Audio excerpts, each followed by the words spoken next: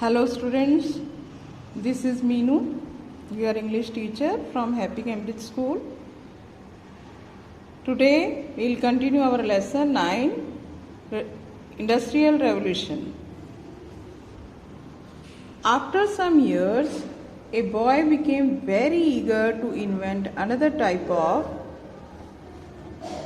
machine. He was George Stephenson. George Stephenson was a worker in a coal mine. In 1815, he invented a steam engine that could move on wheels. कुछ सालों बाद एक ऐसा लड़का जो कि बहुत उत्सुक था कुछ नया इजाद करने के लिए, इन्वेंट करने के लिए, उसका नाम था जॉर्ज, ऐसी कोई नई मशीन, तो वो थे जॉर्ज स्टीफेंसन.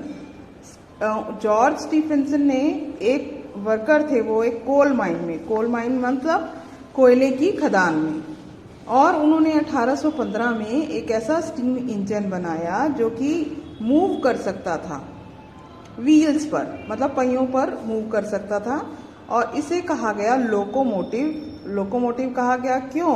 क्योंकि ये जो है मूव कर सकता था एक स्थान से दूसरे स्थान तक, और इसे ले जाया जा सकता था वैगन में, किसी गाड़ी के द्वारा खींचकर बांधकर उसे ले जाया जा सकता था. And it's in 1825 the first locomotive invented by Stephenson ran on rails dragging behind 34 wagons loaded. और सबसे पहला 1825 में जो लोकोमोटिव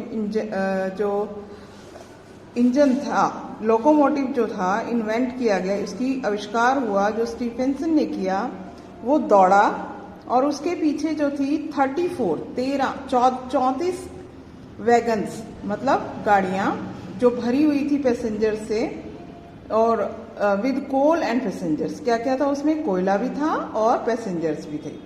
तो रेल्स मतलब ट्रेन खींची गई इस इंजन के द्वारा. It moved at the speed of 12 miles an hour, और उसकी उस समय स्पीड कितनी थी? 12 मील प्रति घंटा, एक घंटे में 12 मील.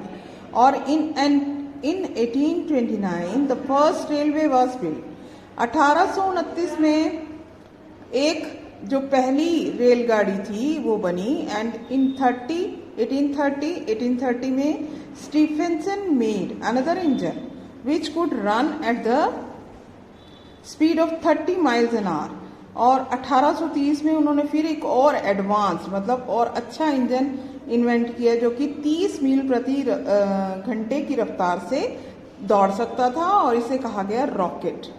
क्या कहा गया इसको? द रॉकेट, क्योंकि उसकी स्पीड तेज थी. The invention of the steam engine greatly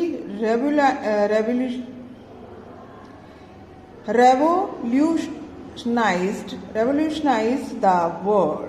It led to the establishment of the large number of mills and factories which began to produce at lot of things both quickly and cheaply. अब इस engine की मदद से, जो steam engine जो था, इसकी वजह से एक बहुत बड़ी क्रांति आ गई औद्योगिक जगत में. और इससे क्या हुआ? जो फैक्ट्रीज थी और बहुत सारी मिल्स वगैरह थी, उसमें इसे स्थापित किया गया, और उसमें से जो चीज़ें बनाई जाने लगी, प्रोडक्शन होने लगी, वो बहुत ही जल्दी होने लगी, स्पीड से होने लगी, और बहुत सस्ते में होने लगी. The ships now begin to sail upon the seas to far off places more safely and more speedily. अब जो शिप्स जो थी वो चलने लगी उस पर समुद्रों पे, और बहुत तेजी से और बहुत सुरक्षित रूप से, चाहे वो पास जाने के लिए हो, थोड़े कम डिस्टेंस के लिए हो, कम दूरी के लिए हो, या दूर जाने के लिए. The railway began to carry goods and passengers to longer destination with less time. अब रेलवे ने क्या किया? वो चीजें ले जाने लगी रेलगाड़ी, और बहुत सारे पैसेंजर्स को भी ले जाने लगी लंबी दूरियों तक, लक्ष्यों तक, मतलब, और कम समय में. दूरी ज़्यादा और समय कम लगता था क्योंकि उसकी स्पीड ज़्यादा थी इंजन की. Trade and commerce increased many times and life became more comfortable and more pleasant. अब क्या हुआ था, उद्योग और व्यापार में काफी उन्नति हुई, बहुत ज्यादा बढ़ गया और जिंदगी जो थी वो और आरामदायक और सुखदायी सुहावनी हो गई. In olden times, man could not think of flying in the air. He used to watch the birds flying in the sky and hear about the Pushpak Viman, which brought back Ram, Sita and his devotees to Ayodhya.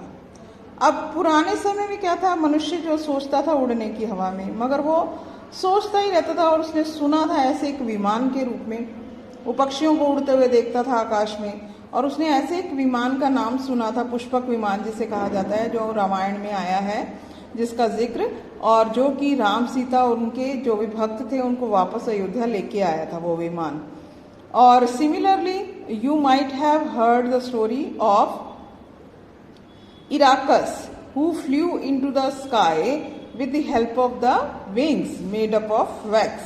और उसी तरह से आपने एक ऐसी story भी सुनी होगी कि इराकस नाम का एक व्यक्ति था जिसने कि आकाश में उड़ने की कोशिश की. किसके द्वारा, किसकी हेल्प से? मोम के जो विंग्स थे, मोम से बने हुए विंग्स बनाकर उसने उड़ने की कोशिश की. एज ही फ्लू, जैसे ही वो उड़ा, ज्यादा ऊंचा गया तो क्या हुआ, देखो सूरज होता है आकाश में, सूरज की गर्मी की वजह से क्या हुआ, वैक्स जो थी वो मेल्ट हो गई, पिघल गई और वो जमीन पर फेल इनटू द सी, समुद्र में जा गिरा. तो स्टूडेंट्स, तो ये जो लेसन है इसमें हम नई नई इन्वेंशंस के बारे में पढ़ रहे हैं.